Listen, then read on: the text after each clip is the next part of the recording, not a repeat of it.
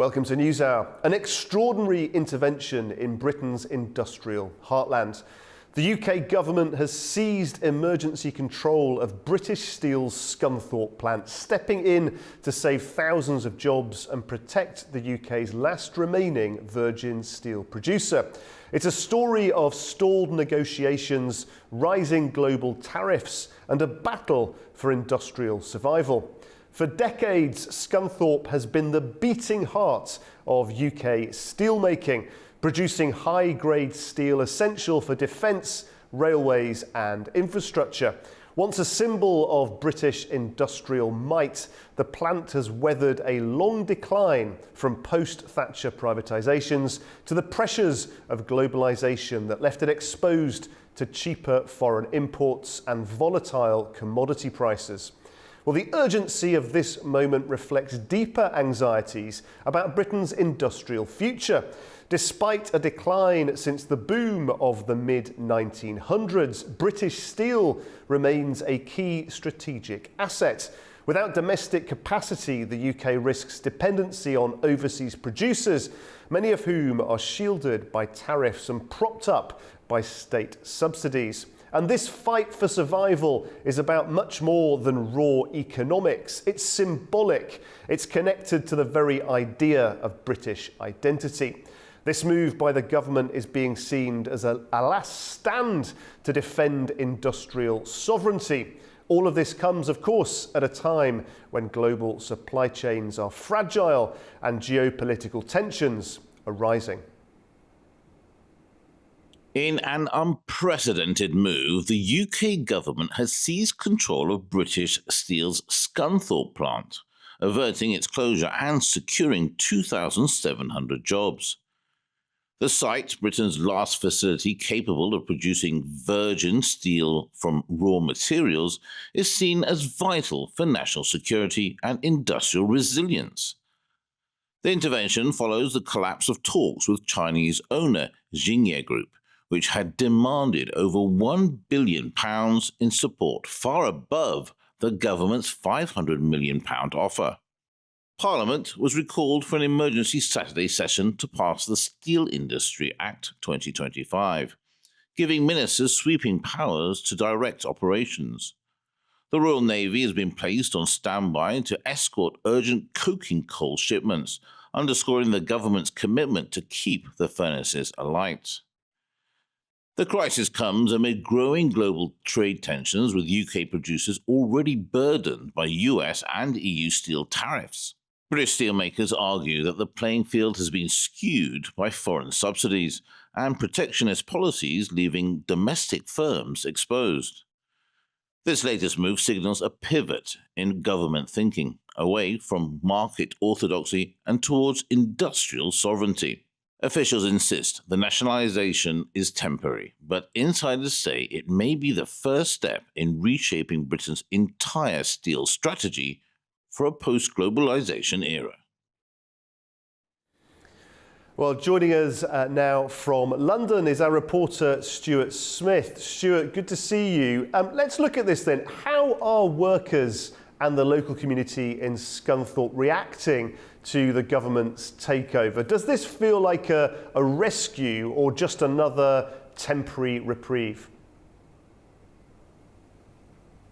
I think both at the moment. It was essential at the time that the government took over the steel plant at the weekend. That was the first step of what, though, will be many towards trying to make this a profitable business once again, and one where those 2,700 workers feel like they have a secure job. With the moves made by Parliament at the weekend, that puts the business secretary effectively in charge of this company, and he's immediately installed two trusted hands at the very top of British Steel, which is now being managed by experienced veterans of the company. But debate still rages now about whether the necessary coking coal and raw iron ore will make it to the UK in time, with the Deputy Prime Minister Angela Rayner in Scunthorpe this afternoon here in the UK saying that they have been secured, that the raw materials have been paid for and are going to be delivered to the UK, but it sounds like are not yet in the UK, slightly contradicting what we've heard earlier. Either way, the government says it's confident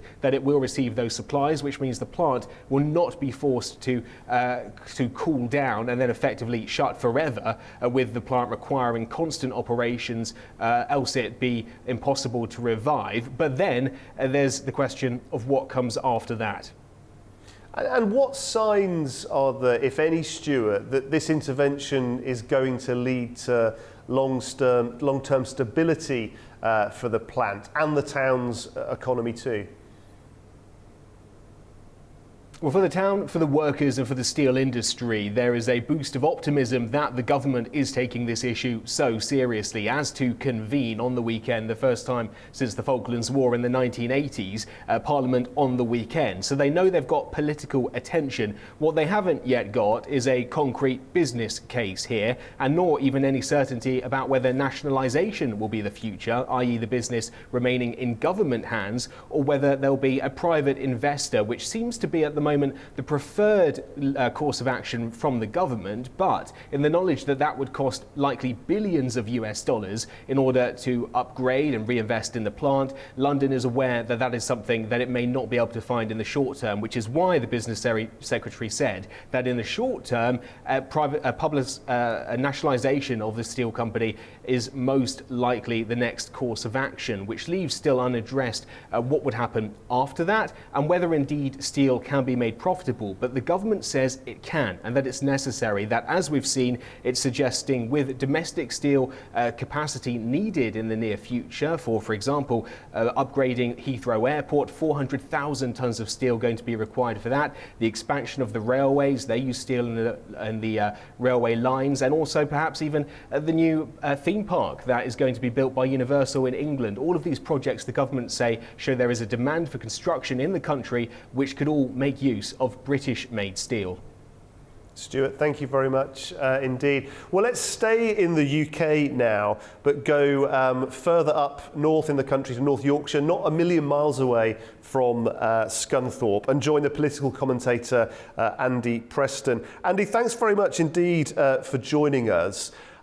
It's interesting this, isn't it? Because this intervention has been welcomed by many people on the political spectrum, not famous for being supporters of nationalisation. Do you think this intervention marks a genuine shift in UK industrial policy then, or is it just a one-off response backed by political pressure? Hello, Guy. Hello, everyone. That's a really good question. I think that there isn't actually a major shift politically going on. What there is politicians are aware that they really have to support this move. I think Stuart said earlier, and you may have touched on it, that this isn't just about steel and steel making. It's about sovereignty. It's about security. It's obviously about jobs as well and community, which is vital. But what's on the agenda, on the radar, and is probably forefront of everyone's minds right now is national security. And in a country, a world that is been turned on its head somewhat by Donald Trump and the new America, which has seemingly given up on many of its past loyalties and relationships, there's a sense of vulnerability. So there's a bit of a scramble to make sure that we are a little more independent on steel, a little more independent on food. But I have to stress that I think that the political cohesion on this point is largely because the public want to hear it. For example, this Scunthorpe steel plant does lose about $1 million US dollars per day.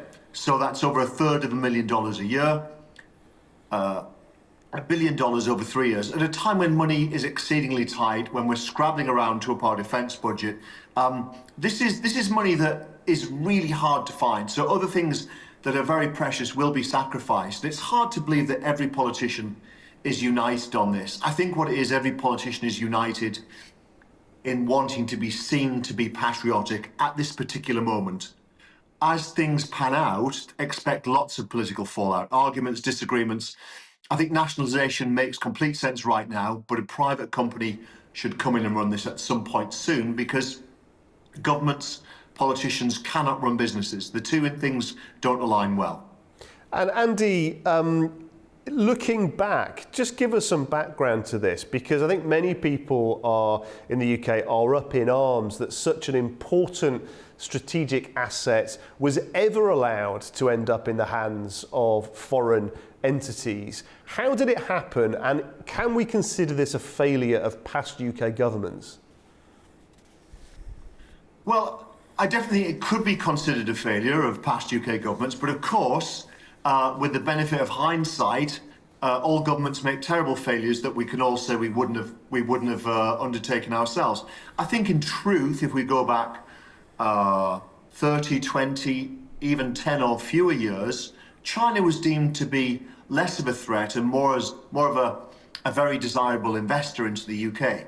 So there were talks going on for all kinds of investment from China, which were deemed to be welcomed and desired by the government. I mean, off the top of my head, there was talk of China funding huge number of nuclear power plants. And that was actually put on ice and kicked into touch about 4 years ago. But it was very close to happening until fairly recently. So my point is that China is seen as more of a threat than it was. And at the same time, the world feels a much less secure place. But I have to say, with these steelworks, we still don't produce the iron ore that's needed to make the steel. We still don't produce the coke in sufficient quantities. So, and this plant on its own, even if it is saved, doesn't produce all of the steel, couldn't produce all of the steel that we need. So this is an important gesture. It's an important political milestone. But let's see in 6 months' time whether this is blown over or whether this is a new era in politics. And Andy, what lessons do you think we can learn from this decline of the steel industry? Obviously, there are many factors at play here, many of them outside of the control, you could say, of governments. But nevertheless, are there lessons that can be learnt? Yeah, there are definitely lessons that can be learned. And they're as follows, that globalization does bring efficiency, it brings increases in productivity, and therefore it brings increased wealth for a country. How that country distributes the wealth is another matter, but it brings increased wealth for the country. The downside of globalization is that we all become incredibly reliant on each other. So as relationships change over decades, trust ebbs and flows, it puts us all in very vulnerable positions. So a very sensible thing going forward would be to rely on people for steel who make it cheaply, but always have the capacity ourselves, some of it. Similarly, our big issue right now for the UK is we produce so little food. We are incredibly reliant on our friends and allies to supply food, and that works on goodwill. Can we rely on those food sources in 2 years and 2 decades? Who knows? And I don't think we should bet on that. We should up our game with food production, but still tap into the globalized markets for all commodities, because that does generate efficiency and wealth. And Andy, is there a nationalisation? It's had a bad press in the recent past. Is there a place in an economic strategy for state ownership? And if so, how can an industry like steel under state ownership be economically sustainable in the long term? I think in really hard economic terms, there isn't a case for state ownership. But when it comes down to a country's national infrastructure, whether it's utilities, steel production, food production, there is a very strong political and security-wise imperative to have some state control there. So I think we're just being reminded of that. The world has been a very peaceful place for most of us since the Second World War. And the peace and harmony that most of us in the West grew up with appears to be unraveling. So we need to be active, and governments in the UK and elsewhere, they're scrabbling around, aren't they, trying to put things right. The truth is, as I say again, I think we need to remember, though, that governments cannot run businesses because the political aims and the financial aims rarely align. For example, if a steelworks is losing money and steel can be bought cheaper elsewhere, the business case is to buy it cheaper elsewhere. A politician can never do that because it would cost them votes at the election. And a point well made there, long term, about the role of nationalisation as a strategy. At the moment, though, with this rising global protectionism, do you feel that it's an important job that the government's doing to step in and try and save this critically important sovereign strategic asset? Yes, I do. I personally think that they're doing the right thing economically in terms of our economic security, and I think they're doing the right thing politically too. I don't believe personally that the government should run a steelworks in 12, 24, 36 months' time. Some kind of private partnership should be derived to make that happen, make it run more efficiently. But the only person who can step in now, the only entity, is the UK government. So they've done the right thing, and I'm sure they should be getting a lot of pats on the back for that. Okay, excellent. In fact, thank you very, very much indeed for joining us and giving us that analysis. Jinke Group, a privately owned Chinese conglomerate, they entered the steel industry in 2002 and they now produce over 16 million tonnes annually. In 2020, the company acquired British Steel, including the Scunthorpe plant, in a major expansion move. Jinge's role in the crisis has reignited concerns over foreign ownership of strategic assets. Well, as global tensions rise and governments prioritise industrial sovereignty, the company's presence in the UK highlights deeper anxieties about dependency, state influence and the future of Western manufacturing. Well, for more on this, let's cross live to Mr. Ross Feingold, political analyst who is in Taipei, Taiwan for us. Mr. Feingold, thank you very much for joining us, as always, on Newshour. Do you believe the UK's move to seize control of British Steel then reflects a deeper unease about Chinese investment and their involvement in these strategic sectors? Clearly, there's a trend in the United Kingdom of concern about Chinese investment in general, and especially in strategic sectors. But that also has to be balanced off against the realities and the technical aspects of keeping the furnaces in operation because of what might happen had they not reloaded them with coking coal and iron pellets, which they need to do urgently. So yes, there's concern about China, but given the unique aspects of this particular company, it's very possible that regardless of who the owner was or the nationality of the owner, if they refused to make these additional investments, it's very possible that the British government would have taken over anyway. And what is the view in Beijing about this British intervention? How do they see this, especially given that Jinge, the company, was acquired by British Steel with government approval just a few years ago?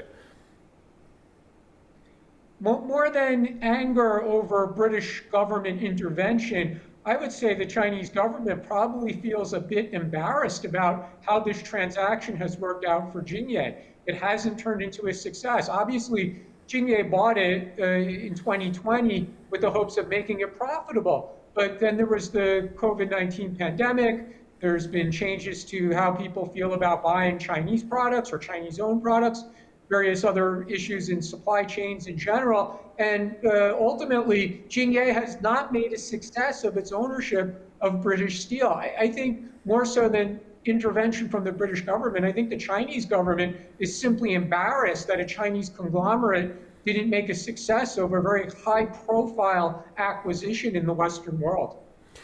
Do you think there's any sense, Ross, in which Western governments, including the UK, are using national security as kind of a pretext to try and hold back Chinese economic growth, economic engagement? We certainly see that in the United States, where a lot of the trade policy decisions have their basis in American law by declaring something like that's called a national emergency. And we see the president citing these somewhat arcane aspects of trade law or other laws that basically facilitate the president raising tariffs. So certainly the national security concern is a basis for taking action to restrict ownership or to raise tariffs or to take other government actions. And frankly, the WTO is pretty weak on this, in that national security reasons is always a fallback for countries to take actions that might not be consistent with their WTO requirements, but that is legal to do. It is legal to cite national security as a basis to take certain actions that are not consistent with WTO commitments. So that's increasingly the world we're living in, where national security is the basis for taking actions that are really the antithesis of the open borders or the free flow of people, goods, and products that have been envisioned, say, 20, 25 years ago. And Europe, a big actor, UK has got closer to Europe, particularly under the Starmer government. We've seen protectionist moves, obviously, in the US. Now we're seeing protectionist moves in the UK. Is there any concern in Beijing that there might be further protectionist moves throughout Europe that they may need to deal with? Certainly, China's concerned about that, both in the United States and in Western Europe. That's why they're so eager in pushing into new markets like Central and South America, the Middle East, and then the region of the world which China has put a lot of hope on, that's Africa. So China, they don't want to lose what's been good customers in the United States or in Western Europe, but they are dealing with the realities, and this is an environment where China is simply not popular. People are saying, well, we got to secure our supply chains. We can't leave all our eggs in one basket kind of thinking. And they're moving out of manufacturing in China, which is why China is looking for other markets around the world, except those markets are not necessarily as profitable as the markets that China is losing business in. And I guess it's a delicate balance, this, isn't it, for Western leaders, trying to decouple in some senses from China, trying to de-risk their own supply chains, their own economies, but at the same time not to jeopardize long-term trade ties. A lot of countries, they still want to do business with China. I mean, just look at the European Union. We've been talking about concerns of Western European countries about doing business with China, but there's a summit planned with Xi Jinping for this summer where European leaders are going to go to China and meet with him. The Prime Minister of Spain was just in China. The Starmer government at times has tried to improve the relationship with China compared to the conservative governments that preceded it. So yeah, on the one hand, there's security concerns, there's don't put all the eggs in one basket concerns about where you source products from. But on the other hand, there are still a lot of countries that have put a big amount of hope in accessing the Chinese market. And those countries include important G7 members like Germany and France. Very interesting indeed. Ross, thank you as always for your insightful analysis and for joining us from Taipei. Ross Feingold for us there. Britain then has taken decisive action to protect what's left of its core manufacturing. By seizing control of the Scunthorpe plant from China's Xingye Group, ministers say they're safeguarding jobs, security and sovereignty. But this isn't just about steel, it's about who owns the future of British industry. Thanks for joining us here on News Hour. From everyone here on the team at A News, goodbye for now.